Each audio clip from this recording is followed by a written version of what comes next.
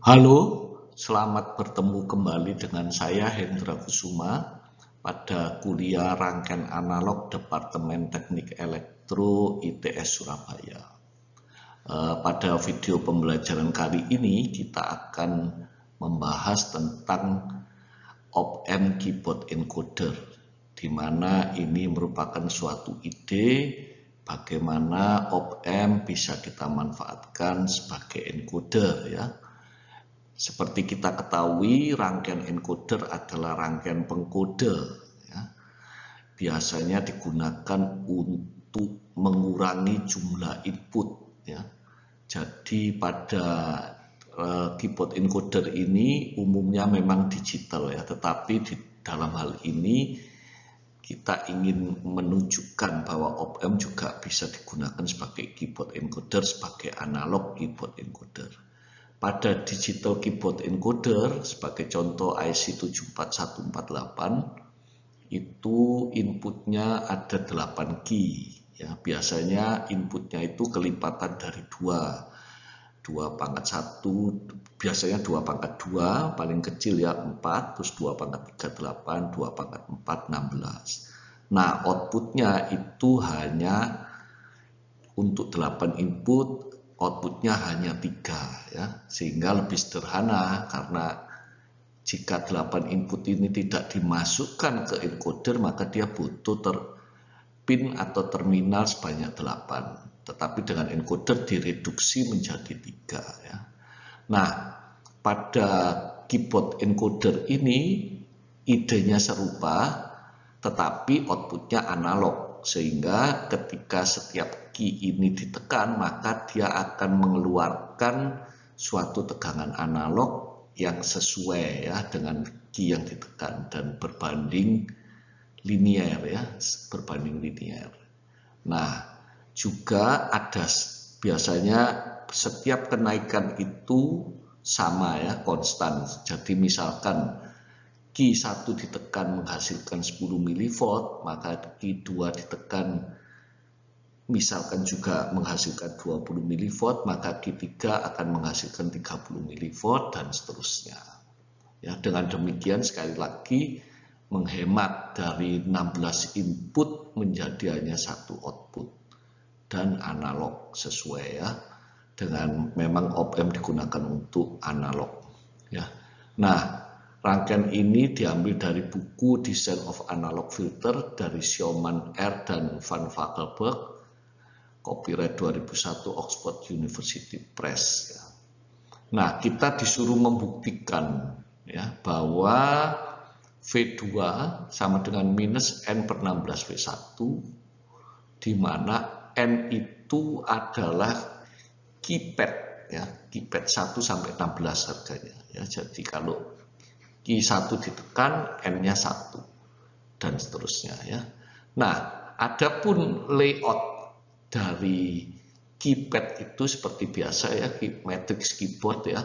Jadi jika key ditekan maka dia akan menghubungkan beberapa jalur ya. Contoh, dengan menekan 7 maka kita akan menghubungkan C ke G ya, dari C ke G. Dengan menekan 9 kita akan menghubungkan B ke E, demikian dan seterusnya ya. Nah, dengan demikian sebetulnya ini merupakan key, ketika key ditekan akan mempengaruhi harga R antara input dan output, yaitu R feedback. Baik, kita lihat sekarang bagaimana cara bekerjanya ya. Jadi sekali lagi key ini merupakan RF ya, karena key yang ditekan akan memberi harga RF tertentu, R feedback. Maka karenanya kita akan membuat tabel ya, hubungan antara key yang ditekan dengan harga dari R feedback ya. Sebagai contoh, jika kita menekan key pad ke-15 ya, key 15, maka akan menghubungkan titik A dan titik G, dan tentu saja R feedback-nya adalah R per 16 ya, karena dari input ke A kemudian titik ke G 15 ke G ke H, ya, ada R per 16 dan H adalah output. Nah, jika kita menekan 14, maka kita menghubungkan A dan F dan menghasilkan harga R feedback adalah 2R per 16. Ya, R per 16 seri dengan R per 16. Demikian seterusnya, dengan demikian kita coba, ini sudah menunjukkan suatu linearitas, ya, hubungan yang linear. Bagaimana jika key yang ke-1 kita tekan? Key ke-1 kita tekan menghubungkan D dan E. Sementara itu, jalur dari A ke D itu melewati 3 resistor sebesar R per 4. Sehingga kita punya 3 per 4 R. Ya, 3 per 4 R itu adalah 12 per 16 R. Nah, kemudian E ke H kita mempunyai 3 resistor R per 16 yang diseri, sehingga menghasilkan 3 per 16 R. Ya. Dengan demikian 3 ditambah 12 adalah 15 R per 16. Nah, terlihat sekarang dari pola ini hubungan antara N dan RF. Ya. Dengan gampang kita bisa melihat bahwa RF adalah 16 dikurangi N dibagi dengan 16 dikali R. Contoh, kalau N 15, maka 16 dikurangi 15 adalah 1, 1/16 R. Ya. N 14, 2R per 16. Ya. 1 sama, ya, 15 R per 16. Nah, kita melihat sekarang bahwa pada konfigurasi ini terdapat 2 inverting amplifier, ya. Untuk tahap pertama, yaitu yang berhubungan dengan keypad, maka kita melihat penguatannya hubungan antara V0 per V1 adalah V0 min RF per R, karena R inputnya R, ya, dikali dengan V1. Nah, kita masukkan sekarang RF adalah 16 min N per 16. Ya. Dikali R dibagi R hilang, sehingga hasilnya adalah minus 1 min N per 16 V1. Ya. 1 adalah 16 per 16. Ya. Saya highlight di sini V0 jadi min 1 dalam kurung 1 min N per 16 V1. Ya. Kemudian kita melihat bahwa op-amp tahap kedua itu adalah inverting adder, ya.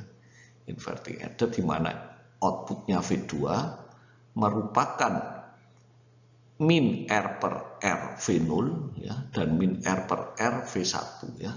Dengan prinsip superposisi kita bisa mendapatkan rumus ini, ya. Atau sesuai dengan rumus dari adder amplifier, ya.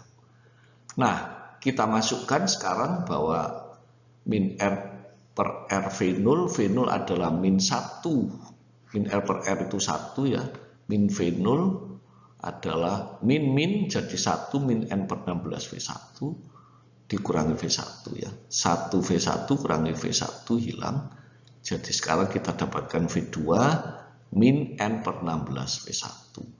Dengan demikian terbukti, ya, bahwa V2 adalah min N per 16 V1 seperti yang diminta oleh soal yang ada. Nah, kita melihat sekarang bahwa jika V1 kita beri input katakan 1 volt, maka dengan menekan N sama dengan 1, maka kita dapatkan V2. Atau untuk gampangnya misalnya V1 kita beri harga 4 volt, maka dengan menekan Q1 maka kita mendapatkan harga min 1/16 dikali 4, yaitu min 0,25 volt, ya, dan seterusnya, ya. Demikianlah jadi penjelasan tentang op-amp keyboard encoder, ya. Hendaknya kita melihat bahwa inilah ide yang bagus yang bisa kita manfaatkan op-amp, dan perlu kita ketahui bahwa op-amp bisa digunakan untuk bermacam-macam solusi dari suatu rangkaian, ya.